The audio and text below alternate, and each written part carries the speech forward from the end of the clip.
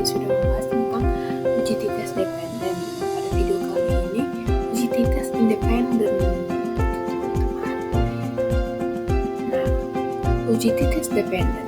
Independent sample t-test adalah suatu metode statistik yang digunakan untuk membandingkan rata-rata dua sampel yang tidak terkait atau independen. Uji ini digunakan ketika Anda memiliki dua sel data yang diambil dari populasi yang berbeda dan tidak ada subjek yang sama antara kedua sampel tersebut. Independent sample t-test juga disebut sebagai unpaired t-test. Tes ini digunakan untuk menguji pengaruh variabel independen terhadap variabel dependen. Uji t-test independen memiliki asumsi atau syarat yang harus dipenuhi. Yang pertama, data berdistribusi normal. Yang kedua, kedua kelompok data independen atau bebas. Dan yang ketiga, variabel yang dihubungkan berbentuk numerik dan kategori dengan hanya dua kelompok. Adapun rumusnya yaitu T hitung sama dengan M1 dikurang M2 dibagi dari akar SS1 ditambah SS2 dibagi N1 ditambah N2 dikurang 2 dikali N1 per N1 ditambah N1 dibagi N1, di mana keterangannya M1 itu rata-rata skor kelompok 1, M2 rata-rata skor kelompok 2, SS1 sum of square kelompok 1, S2 sum of square kelompok 2, N1 jumlah sampel atau subjek dari kelompok 1 dan N2 jumlah subjek atau sampel dari kelompok 2. A. Untuk interpretasi t-test terlebih dahulu harus ditentukan yang pertama nilai signifikan atau alpha, yang kedua interval confidence atau 1 dikurang alpha, kemudian DF atau degree of freedom itu N dikurang NK. Khusus untuk independen sampel t-test DF sama dengan N dikurang 2 atau DF sama dengan N1 ditambah N2 dikurang 2. Langkah kedua, bandingkan nilai T hitung dengan T tabel. Yang ketiga, apabila T hitung lebih besar daripada T tabel, maka berbeda secara signifikan, maka HO ditolak. Sementara, jika T hitung lebih kecil daripada T tabel atau tidak berbeda secara signifikan, maka HO diterima. Nah, pada umumnya tabel itu sama, tabel signifikan yang digunakan atau T tabel yang digunakan itu sama terkait uji t-test dependen maupun uji t-test independen. Adapun langkah-langkah dalam mengerjakan uji t-test independen, yang pertama menentukan uji hipotesis, yang kedua menentukan uji statistik, yang ketiga menentukan taraf signifikan, yang keempat menentukan wilayah kritik atau daerah penolakan HO, yang kelima menyusun data penelitian, yang keenam menghitung statistik deskriptif, yang ketujuh menghitung nilai T, yang kedelapan menghitung nilai tabel T, yang kesembilan menentukan keputusan uji, kesepuluh kesimpulan, dan yang kesebelas interpretasi hasilnya. Nah, agar lebih mudah dipahami terkait langkah-langkah tadi, saya akan membantu menjabarkan soal kasus agar lebih mudah dipahami. Kasusnya yaitu seorang peneliti ingin mengetahui perbedaan rata-rata asupan protein harian antara dua kelompok anak-anak sekolah SD, yaitu kelompok yang mengikuti program edukasi gizi dan kelompok yang tidak mengikuti program kelompok edukasi gizi dalam asupan protein dalam garam yang dikumpulkan dari masing-masing kelompok sebanyak 7 anak. Nah, kan ada 7 anak, ada dia kelompok edukasi dan ada kelompok kontrol. Berikut datanya, kelompok edukasi dan kelompok kontrol. Kemudian langkah penyelesaiannya, yang pertama menentukan hipotesis. Yang pertama itu HO jika tidak ada perbedaan rata-rata asupan protein kedua kelompok. Yang kedua, HI ada perbedaan rata-rata asupan protein kedua kelompok. Yang kedua, menentukan uji statistik. Uji t-test independen atau independent sample t-test karena alfanya tidak diketahui atau sampelnya itu lebih kecil dari 30, kan tadi sampelnya cuma 7, jadi alfa yang digunakan yaitu 0,5. ukuran sampel kecil N1 sama dengan N2 sama dengan 7.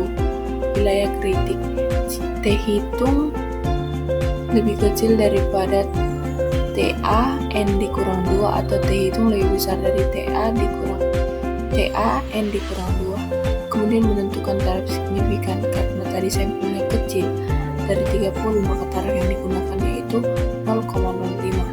Kemudian menentukan wilayah kritik atau daerah penolakan HO.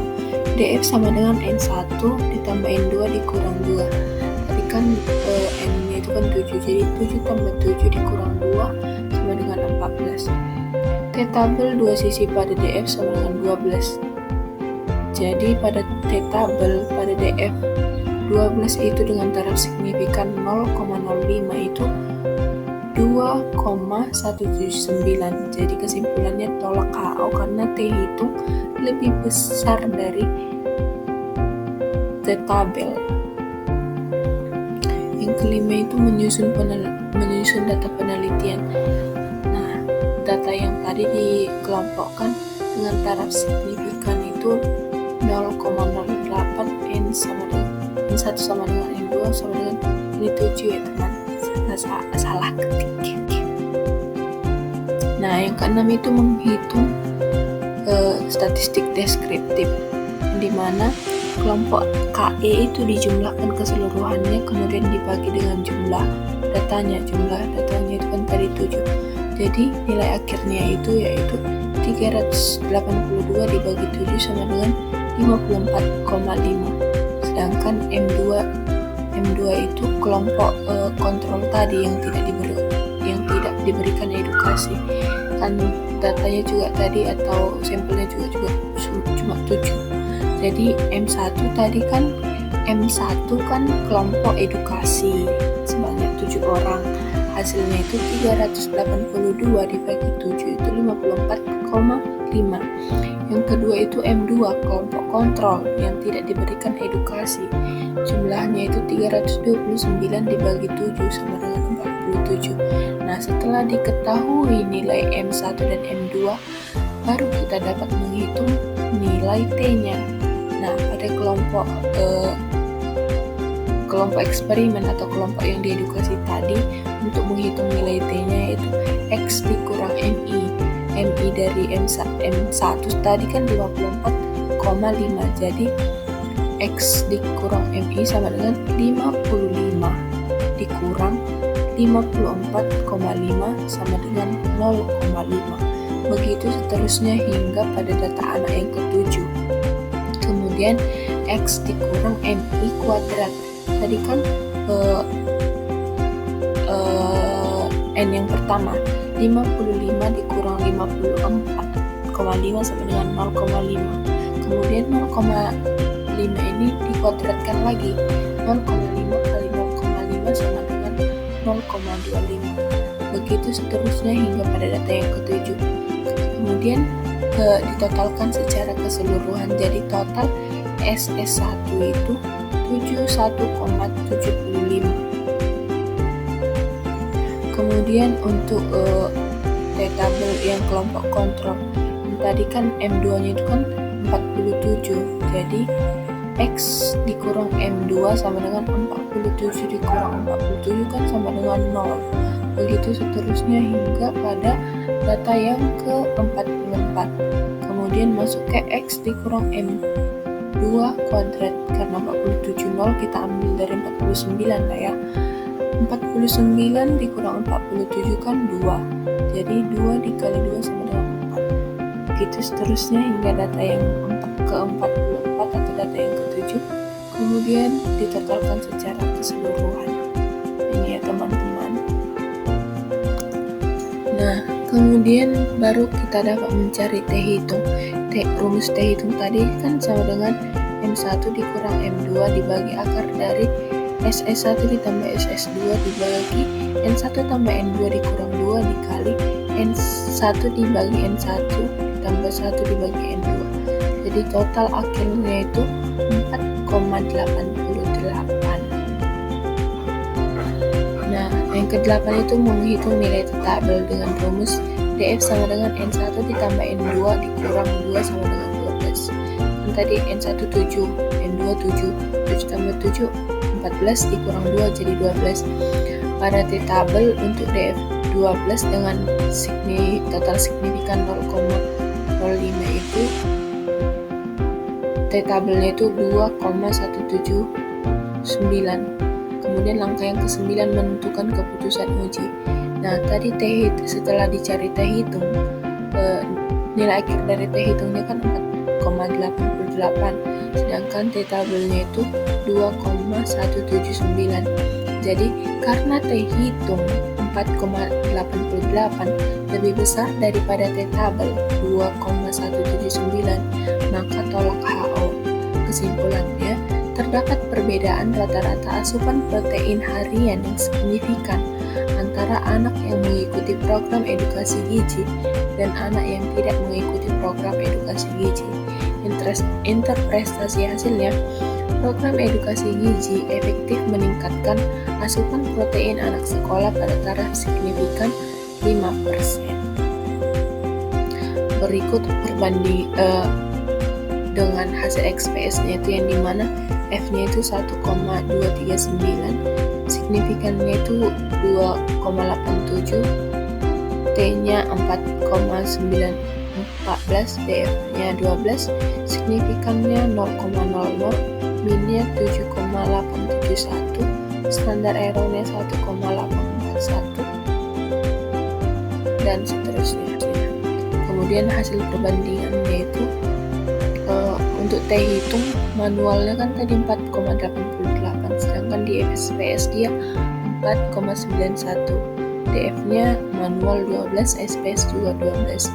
Untuk min-nya secara manual tadi 75,71, sedangkan di SPS 7,571. Signifikannya manual tidak bisa diperoleh, SPS-nya 0,00. Keputusannya secara manual tolak HO dan secara SPS juga tolak HO. Jadi kesimpulannya, uji T independen merupakan salah satu uji statistik parametrik yang digunakan untuk membandingkan dua rata-rata dari dua kelompok yang tidak saling berhubungan atau independen. Tujuan utama uji ini adalah untuk mengetahui perbedaan rata-rata antara dua kelompok tersebut bersifat signifikan secara statistik atau hanya terjadi karena kebetulan. Dalam penerapannya, uji T independen mensyarat data berdistribusi normal, berskala interval atau rasio, serta memiliki varians yang homogen. Melalui perhitungan manual, peneliti dapat memahami konsep dasar perbandingan rata-rata, cara menghitung selisih antar kelompok, dan menentukan nilai kritis dengan T-tabel untuk pengambilan keputusan terhadap hipotesis. Jadi sekian yang bisa saya sampaikan pada uji t-test independen. Jika saya berharap melalui video ini penonton dapat mengetahui tentang uji t-test independen. Kiranya melalui video ini dapat menambah wawasan kita bersama. Sekian yang bisa saya sampaikan. Jika ada kesalahan dalam penyampaian video ini, saya mohon maaf. Sampai jumpa di video selanjutnya.